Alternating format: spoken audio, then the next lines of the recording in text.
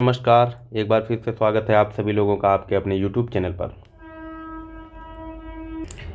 जैसा कि आप सभी लोग इस चैनल के माध्यम से उत्तर प्रदेश पुलिस कांस्टेबल री एग्ज़ाम के लिए प्रिपरेशन कर रहे हैं, यहाँ पर हम लोग गणित का अभ्यास कर रहे हैं और साथ ही साथ हिंदी का अभ्यास शुरू कर दिया है। तो उसी क्रम में आज हम लोग गणित के बेहतरीन प्रश्नों की श्रृंखला का अभ्यास करेंगे, अध्ययन करेंगे, जिनको आप लोग बहुत ही बेहतर तरीके से समझने का प्रयास कीजिएगा। बहुत ही महत्वपूर्ण प्रश्न है, बहुत ही महत्वपूर्ण प्रश्नों की श्रृंखला है जो कि आपकी परीक्षाओं के लिए अति उपयोगी सिद्ध रहेंगी।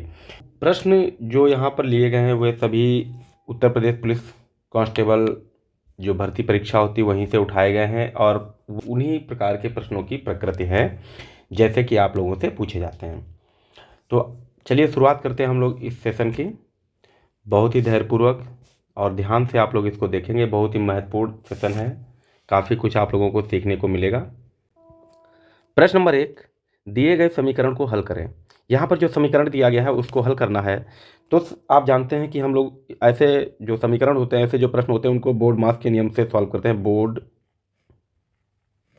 मास का मतलब होता है सबसे पहले ब्रैकेट सॉल्व करते हैं, फिर ऑफ सॉल्व करते हैं, फिर डिवाइड, फिर मल्टीप्लिकेशन, फिर एडिशन और उसके बाद सब्ट्रैक्शन। यानी कि सबसे पहले ब्रैकेट, फिर ऑफ का, फिर भाग, फिर गुणा, फिर जोड़ और सबसे अंत में होता है घटाना। तो इसी नियम के आधार पर हम लोग इसको सॉल्व करेंगे। तो सबसे पहले हम लोग क्या सॉल्व करेंगे? ब्रैकेट सॉल्व करेंगे और ब्रैकेट में भी कौन सा सबसे छोटा वाला ब्रैकेट सॉल्व करेंगे। तो यहाँ सबसे छोटा ब्रैकेट में क्या लिखा है? 31 माइनस का 26 भागे 2। तो भागे 2 का मतलब क्या होगा? गुणे बटे में 2 और गुणे 4 यानी कि गुणे के 4। तो यहाँ से क्या हो जाएगा? जब हम 26 को 2 से भाग करेंगे तो आएगा 13 और 13 गुणे 4 कितना होगा? तो हो जाएगा 52, यानी कि 31 माइनस 52। ठीक है, ये छोटे वाले ब्रैकेट के अंदर रहेगा। तो यहाँ से 31 माइनस 52, जब हम 52 से 31 को घटाएंगे तो कितना आ जाएगा? तो आप कहेंगे माइनस का 21 आएगा। बात समझ रहे हैं? माइनस का 21 आ जाएगा छोटे ब्रैकेट के अंदर। फिर माइनस का 30 है और यहाँ मंझला ब्रैकेट लगेगा। भाई ये वाला बाद में उतारेंगे। तो जब हम अंदर देखो क्या है? माइनस है, तो ये माइनस कितना हो जाएगा? तो कहेंगे प्लस। तो 30 प्लस 21 कितना हो जाएगा? तो हो जाएगा 51। कितना हो जाएगा? तो 51 हो जाएगा।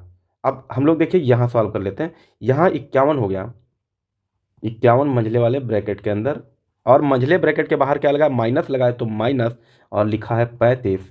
ठीक है, तो जब हम इसको खोलेंगे तो हो जाएगा 35 माइनस 51 हो जाएगा। और जब हम 35 से 51 घटाएंगे तो आएगा माइनस का 16। कितना आ जाएगा? माइनस का 16 आ जाएगा और ये बड़े वाले ब्रैकेट के अंदर है। और जब ये ब्रैकेट खुलेगा तो क्या हो जाएगा? 48 बटे 16।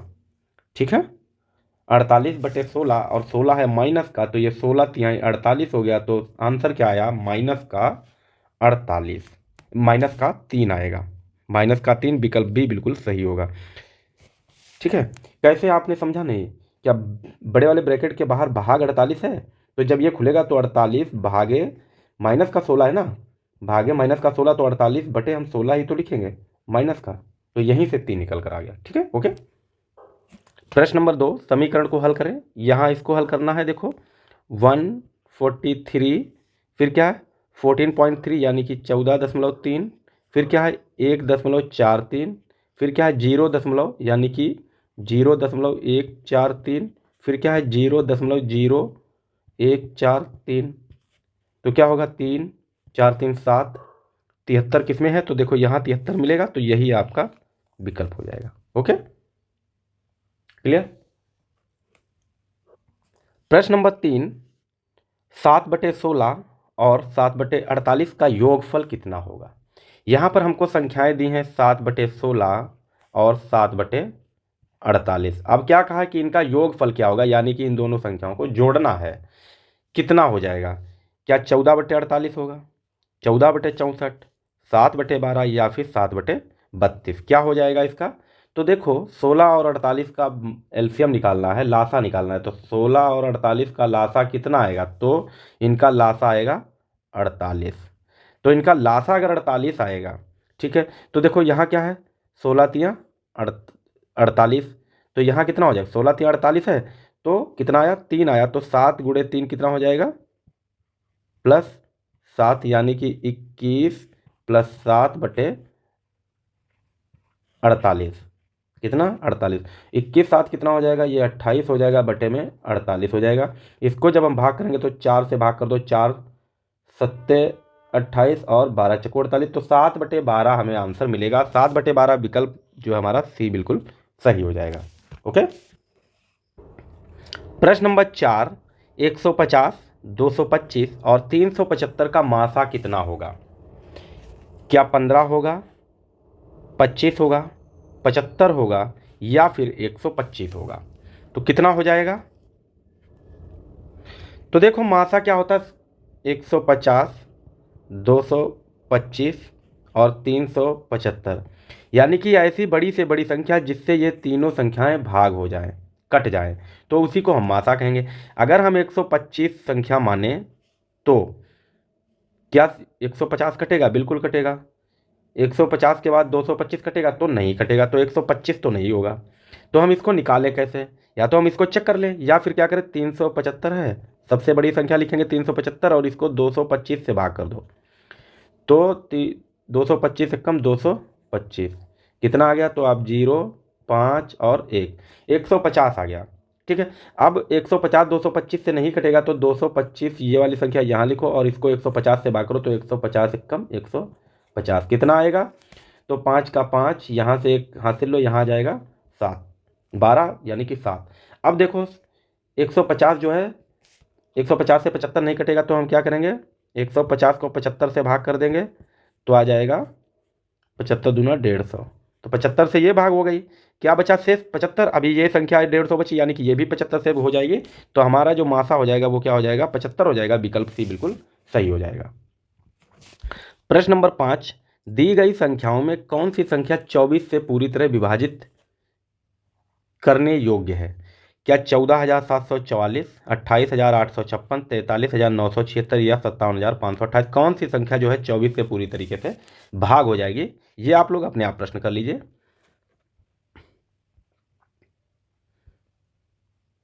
प्रश्न नंबर 6, संख्या 164 को 32:9 के अनुपात में विभाजित किया जाता है, तो छोटे भाग का मान क्या होगा?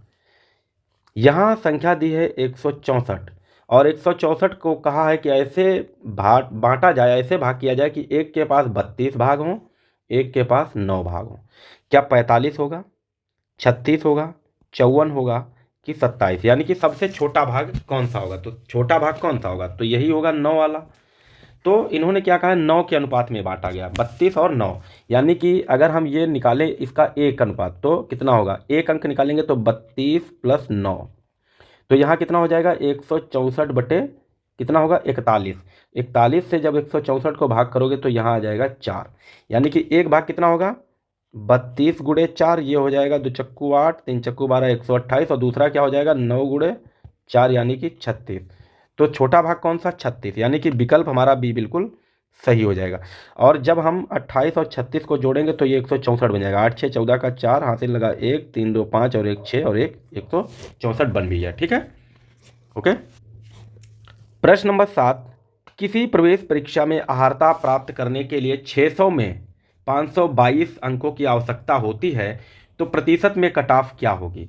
इन्होंने कहा कि 600 अंक का पेपर है जिसमें 522 नंबर लाने हैं पास होने के लिए। अब इन्होंने कहा कि प्रतिशत में बताना है कि कितने प्रतिशत नंबर लाने हैं। तो प्रतिशत ज्ञात करने के लिए क्या हो जाएगा? प्राप्त अंक, प्राप्त गुणे 100 बटे में कुल अंक। ठीक है, बटे में कुल। तो यहाँ देखो प्राप्त कितने हैं, तो 522 गुणे 100 बटे में कुल कितने, तो आप कहेंगे 600। 100 से 600 को भाग करेंगे तो यहाँ कितना बचेगा?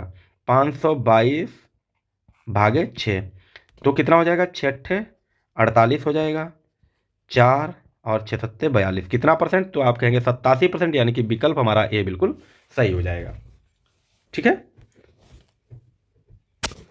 प्रश्न नंबर 8, 8% की वार्षिक साधारण ब्याज दर पर 5 वर्ष में 1980 रुपये का ब्याज कितना होगा? तो यहाँ जो प्रश्न है वो साधारण ब्याज का प्रश्न है, और इन्होंने कहा है कि 8 क्या दर कितनी है? दर कितनी है? तो 8% है। समय कितना है? तो समय दिया है कितना, 5 वर्ष। मूलधन कितना दिया है, तो मूलधन कितना दिया है, 1980 दिया है। निकालना क्या है, ब्याज। ब्याज यानी कि साधारण ब्याज ही निकालना है, ठीक है। तो कितना हो जाएगा, क्या 891 हो जाएगा, 829 होगा, 796 होगा, या फिर 792 हो जाएगा। तो क्या हो जाएगा, तो देखो साधारण ब्याज बराबर क्या होता है, यानी कि SI बराबर क्या होता है, P into R into T upon में होता है 100। SI निकालेंगे तो क्या निकले, लिख लेंगे P कितना होगा, यानी कि P प्रिंसिपल मतलब मूलधन, यानी कि 1980 गुड़े गुड़े रेट कितनी, तो 8%, गुड़े समय कितना, तो 5 वर्ष, बटे में कितना, 100। तो यहाँ से हम लोग अगर भाग करें इसको, तो देखो 5 से 100 काटेंगे तो आ जाएगा 20, ये जीरो कट जाएगा, ठीक है।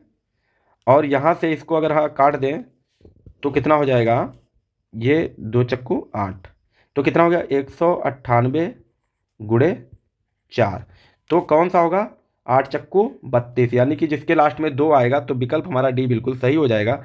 देखो कैसे ऐसे गुणा करते हो, 4×8 = 32 का 2 हासिल 3, 4 ने 36 और 3, 36 और 3 39 हासिल 3, 4 कम 4 3 7, यानी कि 792, विकल्प हमारा डी बिल्कुल सही हो जाएगा। क्लियर है, बेहतर समझ में आया होगा। प्रश्न नंबर 9, एक खिलौने का अंकित मूल्य 1800 रुपये था, बिक्री के समय 20% और 18% की छूट दी गई, तो कुल कितने प्रतिशत की छूट दी गई। देखो यहां हमसे क्या पूछा गया, कुल छूट पूछा गया कितनी दी गई, ठीक है। क्या 38% दी गई है, 35.6%, 34.4%, या फिर 42.4% दी गई, कितनी छूट दी गई कुल। यहाँ देखो 1800 जो है इससे कोई मतलब नहीं, छूट कितनी दी गई, पहले 20% की छूट, बाद में कितनी, 18% की छूट। तो कुल बट्टा निकालने के लिए, एकल बट्टा एक, कुल छूट है ना, तो एकल बट्टा निकालने के लिए हमें क्या करना पड़ेगा, फार्मूला होता है x plus Y plus minus X into Y upon में होगा 100। अब देखो क्या करना है, पहले छूट दी गई यानी कि माइनस का 20, दोबारा भी छूट है तो माइनस का 18। अब यहाँ क्या होगा, जब दोनों बार छूट दी हो तो ये प्लस हो जाएगा और 20×18 हो जाएगा बटे में 100, ठीक है। जब एक बार प्लस एक बार माइनस हो तो यहाँ पर माइनस होता है, जब दोनों बार प्लस हो तब भी प्लस, दोनों बार माइनस हो तब भी प्लस लगेगा। तो ये देखो 18 और 20 कितना होगा, तो 38 हो जाएगा माइनस का, और यहाँ हो जाएगा प्लस का, यानी कि 18 दूनी 36, 360, और बटे में 100 है तो 3.6 आएगा। अब 38 से हम क्या करेंगे, माइनस का 38 है, प्लस का 3.6, तो ये घट जाएगा, तो यहाँ से हम 3.6 घटाएंगे तो कितना होगा, यहाँ से एक हासिल लेंगे तो हो जाएगा 4, यहाँ बचा 7, 7 से 3 गया 4, पॉइंट लगाया, और यहाँ 3, यानी कि 34.4, विकल्प हमारा सी बिल्कुल सही हो जाएगा, ठीक है। उम्मीद करता हूँ ये आप लोगों ने ठीक से समझा होगा। देखते हैं अगला प्रश्न, और आज का अपना अंतिम प्रश्न है प्रश्न नंबर 10, 15% के लाभ और 9% के हानि के बीच का अंतर 768 रुपये है, तो उस वस्तु का लागत मूल्य कितना होगा। इन्होंने क्या कहा है कि 15% हानि और लाभ कितना, 15% लाभ और 9% हानि, ठीक है, के बीच का अंतर जो है वो 768 रुपये है, तो उस वस्तु का लागत मूल्य कितना है। तो जब भी हानि और लाभ, यानी कि अंतर दिया है, हानि और लाभ का अंतर, तो कितना टोटल अंतर होगा, देखो एक बार वस्तु को जो बेचा गया 115% पर, और एक बार बेचा गया 91% पर, तो कुल यहाँ से कितना अंतर है, 115 माइनस 91, तो 5 से 1 गया 4, और 9 से 11 से 9 गया तो 2, यानी कि कुल अंतर कितना है, 24%, ठीक है, बात समझ रहे हैं ना। कुल अंतर अगर 24% दिया है, और 24% बराबर कितना है, 768 रुपये है, तो यहीं से हमें निकालना है 100%, तो 100% कितना निकलेगा, 768 गुणे 100 बटे में 24। 100% क्यों, 100% क्यों निकालेंगे, क्योंकि 100% ही लागत मूल्य होगा, ठीक है। तो लागत मूल्य बराबर यही लिखेंगे, ठीक है। तो यहां से काट दो इसको, कैसे कटेगा, तो काटें, देखो 12 दूनी 24, 12 छेंगा 72, और 12 चक्कू 48, ठीक। फिर 2 से अगर हम 64 काटेंगे तो आएगा 32, यहाँ बचेगा क्या, 32 गुणे 100 बराबर कितना हो जाएगा 3200। ऐसा कोई विकल्प दिया है तो बिल्कुल जी हाँ, विकल्प दिया हमारा विकल्प सी 3200 आंसर। ठीक है, तो आज हम लोगों ने महत्वपूर्ण 10 प्रश्नों का अभ्यास किया है। आप लोग बताइए कि आप लोगों ने कितने राइट किए हैं, कितने सही किए हैं। ठीक है, कितने करेक्ट आंसर हैं आप लोगों के, ये आप लोग बताइए। और अगर आप लोगों को वीडियो अच्छा लगा है तो ये वीडियो के लिए एक लाइक। ठीक है, अगर आप लोगों को वीडियो अच्छा लगा है तो वीडियो के लिए लाइक कर दीजिए, वीडियो को शेयर करते रहिए और चैनल को सब्सक्राइब कर लें आप लोग, तो बेहतर से बेहतर वीडियोज आप लोगों को मिलते रहेंगे और आपकी प्रिपरेशन बेहतर होती रहेगी। हम इसी प्रकार से आप लोगों के लिए लगातार वीडियोज लेकर आते रहेंगे। मैथ, हिंदी और जीएस का बहुत जल्द ही आप लोगों को वीडियो मिलना प्रारंभ हो जाएगा। ठीक है, तो आज इतना रखते हैं। आप लोग अपना ध्यान रखें, स्वस्थ रहें और घर पर अध्ययन करते रहें। Thanks for watching video.